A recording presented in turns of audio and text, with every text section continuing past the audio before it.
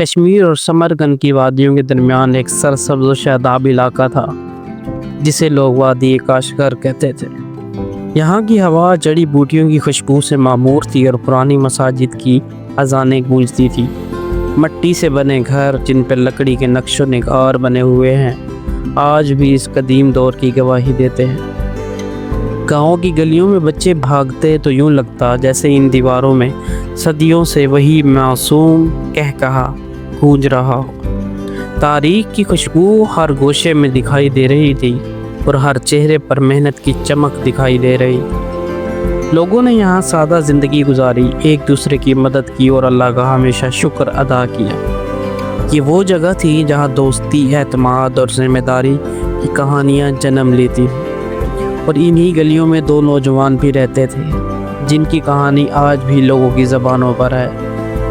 حمزہ ایک محنتی لوہار تھا۔ اس کا ذریعہ معاش سارا دن بھٹی کے سامنے کھڑے رہنا اور لوہا بنانے پر مشتمل تھا۔ اس کے کپڑے ہمیشہ کاجل سے بھرے رہتے تھے لیکن دل صاف اور روشن تھا۔ وہ بہت کم بولتے تھے لیکن جب بھی بولتے تھے ان میں ایمانداری اور اعتماد جھلکتا تھا۔ حمزہ کی بیوی آمنہ ایک سادہ سی عورت تھی۔ 3 بچے حسن، عائشہ اور یوسف اس کی دنیا تھے۔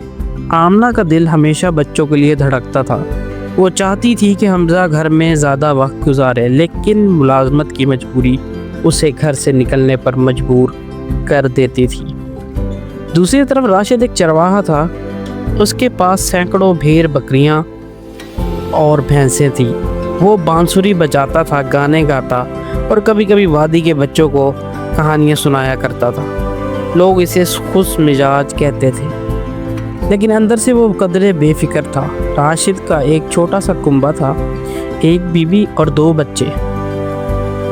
اس نے اپنا زیادہ وقت جنگلوں اور کھیتوں میں گزارا۔ وہ اکثر ذمہ داری سے کنارہ کشی اختیار کرتے رہتے تھے لیکن دوستی میں وہ کبھی پیچھے نہ رہے۔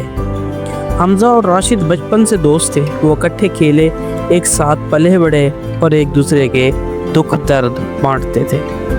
گاؤں کے ہر شخص نے اپنی دوستی کی مثالیں دی۔ ایک شام حمزہ نے راشد کو گھر بلایا اور کہا، راشد بھائی، میں آپ سے ایک درخواست کرنا چاہتا ہوں۔ میں اپنا زیادہ وقت بھٹی میں گزارتا ہوں تو میرے بچے گھر میں اکیلے رہ جاتے ہیں۔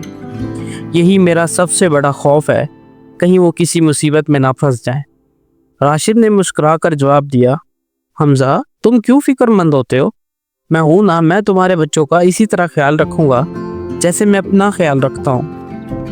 حمزہ کو بہت ہلکا محسوس ہوا۔ اس نے محسوس کیا کہ سچا دوست وہی ہے جو ذمہ داریاں بھی بانٹتا ہے۔ کچھ دنوں کے بعد حمزہ کے والد ابراہیم وادی کاشغر آئے۔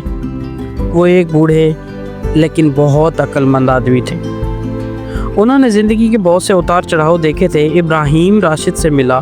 اس کے لہجے، الفاظ اور لاپرواہی کو دیکھ کر اس نے اپنے بیٹے کو کہا، بیٹا حمزہ، دوستی ایک الگ چیز ہے لیکن گھر اور ذمہ داری کسی لاپرواہ شخص کو کبھی نہ دینا۔ راشد اچھا دوست ہے لیکن بھروسے کے قابل نہیں ہے۔ حمزہ کو یہ بات بہت بری لگی۔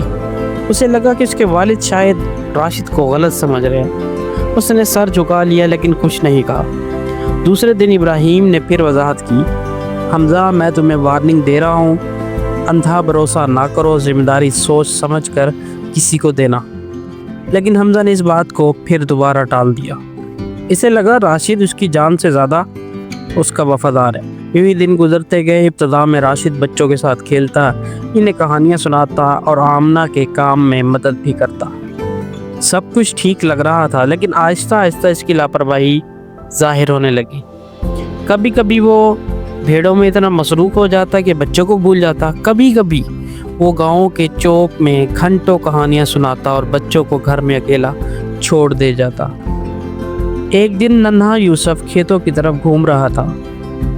آمنہ جب تک پہنچی وہ نہر کے قریب جا پہنچا تھا۔ اگر آمنہ اسے وقت پر نہ پکڑتی تو کسی بڑے حادثے کا شکار ہو سکتا تھا۔ آمنہ کا دل کانپ گیا اور اس نے راشد سے کہا، بھائی خدا کے لیے بچوں پر نظر رکھا کریں، یہ نہ ہو کسی دن کوئی حادثہ پیش آ جائے۔ راشد نے مسکراتے ہوئے کہا، بہن آپ فکر نہ کریں، بچے ویسے بھی شرارتی ہوتے ہیں۔ اس کی لاپرواہی آمنہ کو خنجر کی طرح محسوس ہوئی۔ لیکن وہ خاموش رہی۔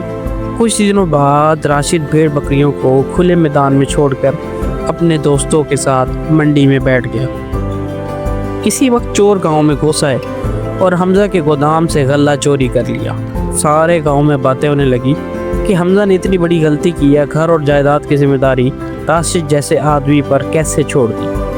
حمزہ بہت شرمندہ ہوا۔ اس نے سوچا کہ اس کا باپ ٹھیک کہہ رہا ہے، لیکن اس نے دل کو تسلی دی کہ غلطیاں ہر شخص کرتا ہے، شاید راشد بہتر ہو جائے۔ گاؤں میں عید کا تہوار آ گیا، سب لوگ خوش تھے۔ حمزہ کام کے لیے باہر گیا اور بچوں کی دیکھ بھال راشد کے ہاتھ سونپ گیا۔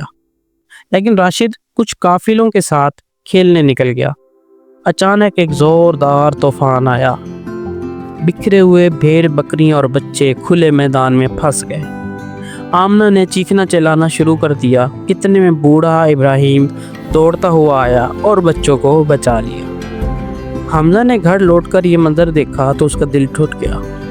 اب وہ سمجھ گیا کہ اس نے کتنا بڑا خطرہ مول لیا ہے۔ حمزہ نے راشد کو بلایا اور سختی سے کہا، بے شک ہم دونوں دوست ہیں، لیکن تم ذمہ داریاں نبھانے کے قابل نہیں ہو۔ تم نے میری آنکھیں کھول دی ہیں۔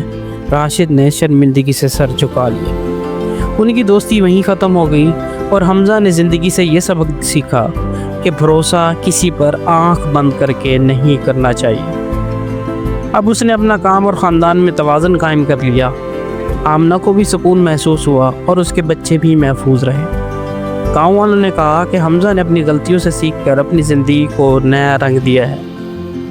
تو دوستو، یہ کہانی ہمیں سکھاتی ہے کہ اعتماد ایک قیمتی احساس ہے، اسے ہر کسی کو نہیں دینا چاہیے۔ دوست بنائیں، لیکن ذمہ داری کے احساس کے ساتھ اس کا اشتراک کریں۔ والدین کی باتوں میں ہمیشہ حکمت ہوتی ہے، انہیں کبھی نظر انداز نہ کریں۔ اگر یہ آپ کو سبق آموز کہانی پسند آئی ہے تو ہمارے چینل کو سبسکرائب کریں، ویڈیو کو لائک کریں اور اپنے دوستوں کے ساتھ شیئر کریں اور کمنٹ کریں۔ اگر آپ کی زندگی میں بھی کوئی ایسا حادثہ یا واقعہ رونما ہوا ہے جو آپ ہم سے شیئر کرنا چاہتے ہیں یا ہمارے چینل پر بتانا چاہتے ہیں تو لازمی بتائیں۔ شکریہ۔